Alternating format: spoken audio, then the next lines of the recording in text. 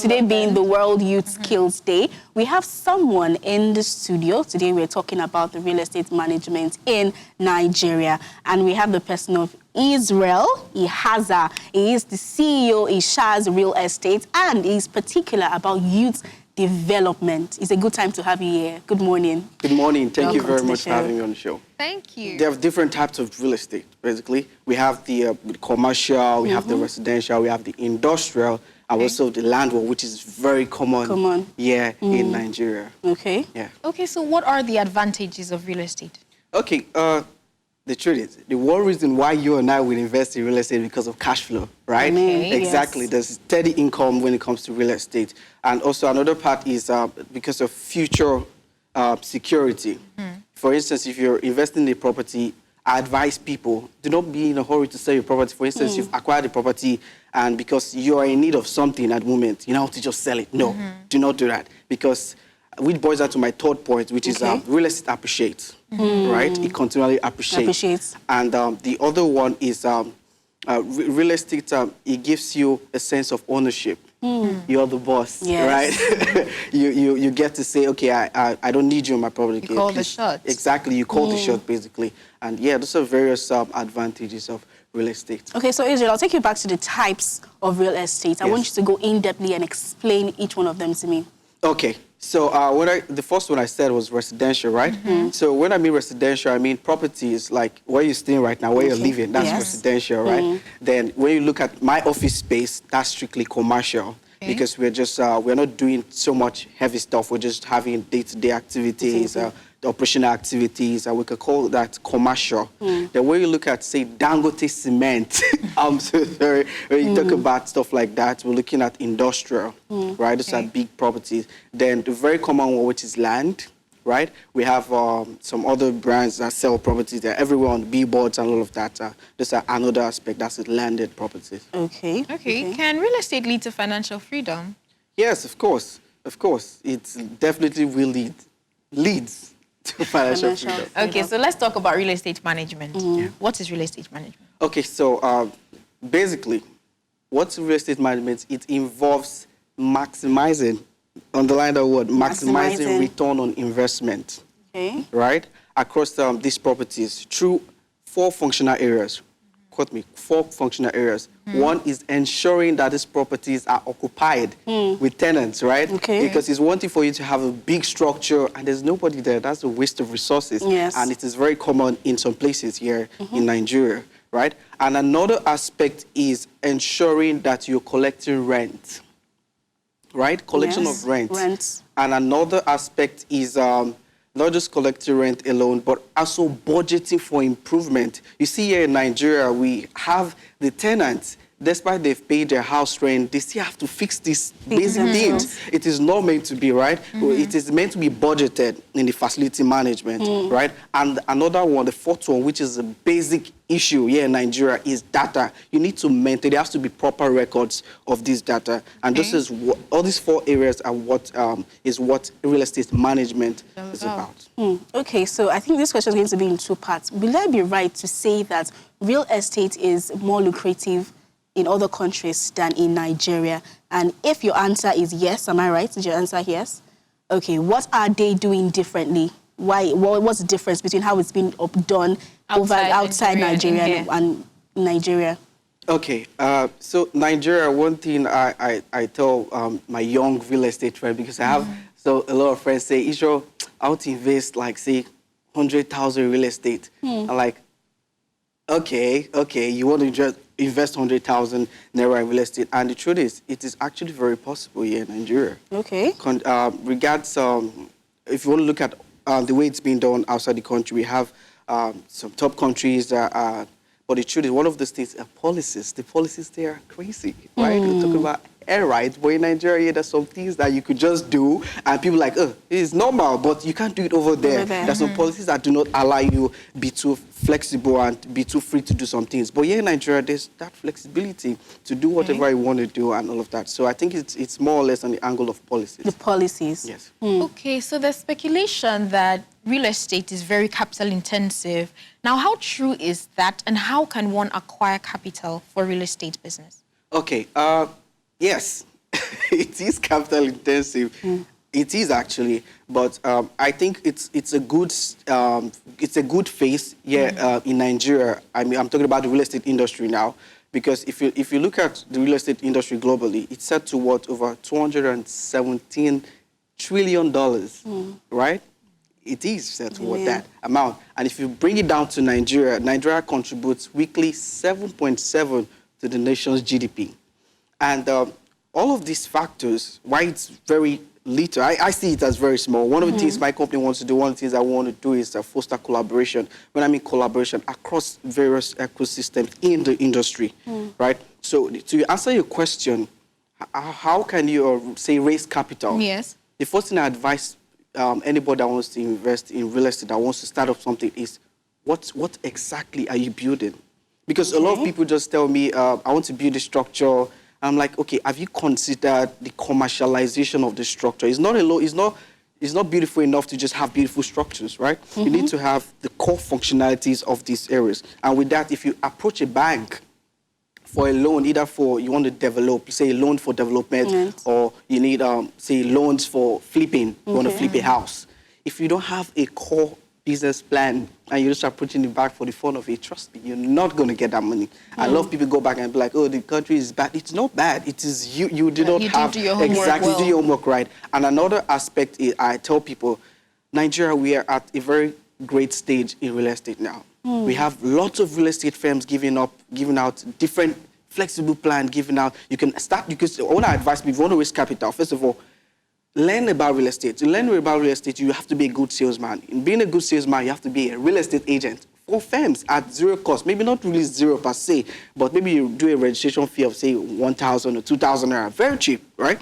And you sell a property, say you sell a property worth 10 million naira, and you're getting 10% in commission. That's almost 1 million naira for Ghana. So that is added income to you. If you do that, span it over 1 month, you're selling, maybe you're making sales as much as a lot of properties in a month. You've made a lot of money without necessarily going and do all of that stuff. Yes. But how easy is making those sales? Because there's the point that it's very difficult to actually make one sale. So talking about selling a number of properties in a month and making, how easy can it be to make those sales?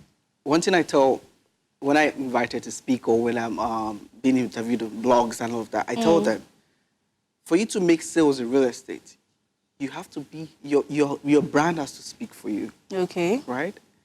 You cannot approach someone who has, and one thing I advise people is, as much as you're going to a whole lot of people, you might just need one guy, one person, that will give you the whole chunk of money that you need. And in approaching that one guy, you have to brand yourself right. So branding is actually very key in real estate. You need to package yourself right. Packaging, they say, sells every time. So it is, I wouldn't say it's difficult. I wouldn't say it's difficult, actually. I'll just say if you brand yourself right, it's very easy to make sales in real estate. There are a whole lot of people that could give you the money you need. And you have to have an eye to know the right clients to go and meet. Exactly. You're a good salesman already. Talking about capital and getting the capital and selling and all that, why is it that some properties are more expensive in certain areas than others? Okay, that's a very good question. And it's you know, if you look at Nigeria, there's a whole lot of noise around affordable housing, right? But when people say properties are expensive, you need to consider the factors involved in all of this. When I mean factors, I mean, what is the cost of building this property? That's one. You also need to look at what is the cost of this land I'm building it on. Another one, you need to factor in the maintenance. What's it going to take me to maintain this property? And the last one is, if I'm saying I took a loan from the bank wants interest on these things.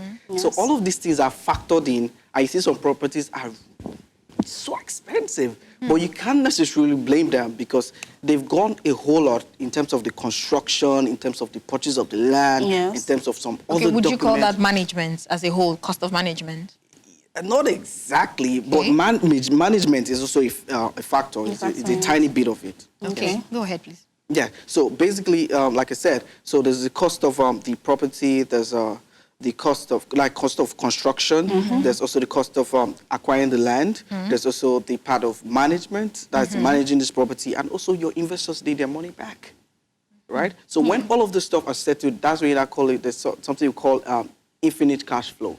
Once you settled all of this stuff, then you can now start, money's coming in. But the truth is, I wouldn't say it's heavily dependent on management. It's not necessarily heavily dependent on management. It's actually the cost of initially developing the properties and also looking if you actually got loans from banks, you need to pay this interest. So, of course, it might be very funny. I had a question on policy. Yes, I was going into policy, talking about the housing policy in Nigeria. So tell us a bit about the housing policy in Nigeria and how, okay, before you take that, we have someone online. Call online. Okay. Wumi from Ibadan. Hello. Hi, good morning. Hi, good morning, Wumi. How are you doing? Fine, thank you. You guys are doing a good job. Thank you. Thank you. Let me quickly run into a question I have. So how do you verify who a real estate agent is?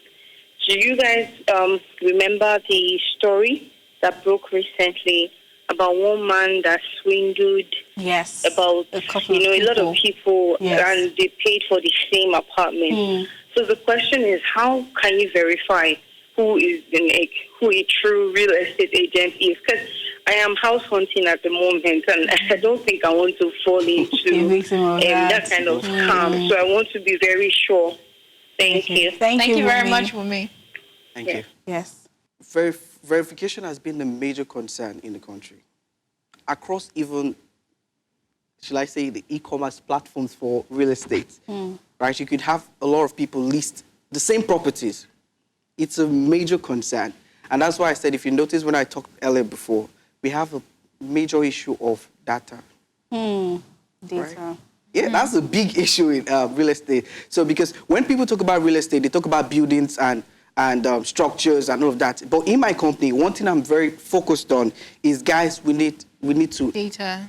Data. Big data is the big thing. And in real estate in Nigeria, we are like way behind in terms of data.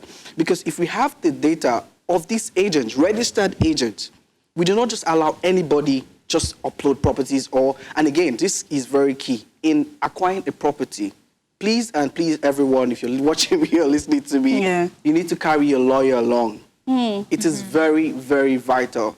Because anybody can come to you and say, I'm agent for so property. And you can just say, this property is on sale, you can wire me the money here. And they do all sort of things, right? And a lot of people fell victim. That is one of the reasons why I dived into real estate, because my parents fell victim, right? Because I saw my parents trying to say, you know what, we're going to acquire this property. The guy came, he was so excited. Me said, oh, excited, but me and daddy, we are going to get a property. Today, up to today, that property has not been resolved. Okay, so your lawyer would be able to help identify. Exactly. Thank God we have associations in Nigeria where you could actually, they are verified agents. So I beckon on every one of you, if you're getting an agent, please go through the process, go to their website to actually say, okay, is this agent actually verified here? Okay. Right? And have a lawyer? Exactly, have a lawyer also, and you should be on the safe side. The media plays a huge role. When I mean a huge role, like immense role in how properties are being sold, right? Because if you, when we talk about media, like this is media right now, right? This is me, you projecting ourselves, what we want to achieve to the world. A lot of people are calling, a lot of people are asking questions, right? So in terms of real estate, the media also play a huge role, right? For instance, now, there's how I could say I want to sell a property at Lekki and I want to sell a property, let's say, on the mainland.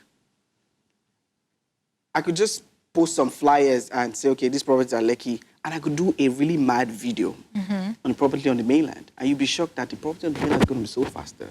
Okay. Right? In terms of the soundtracks, in terms of the way, all these media guys, the way they do their stuff, it's beautiful.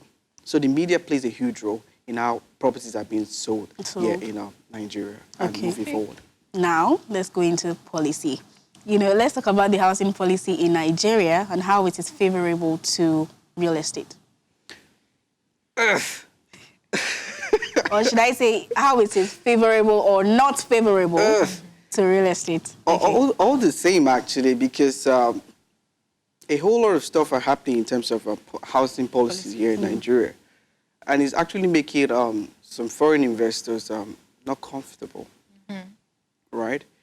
the environment is not conducive enough for foreign investors because there are a whole lot of charges here and there. And these things scare a whole lot of investors. Away.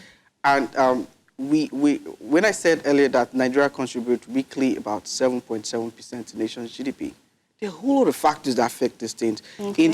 In other countries with similar market size, they contribute well over 50%, right? Real estate should be contributing immensely.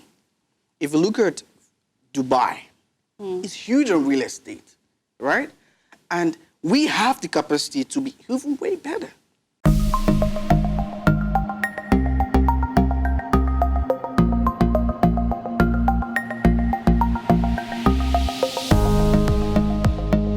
Go to their website to actually say, okay, is this agent actually verified here?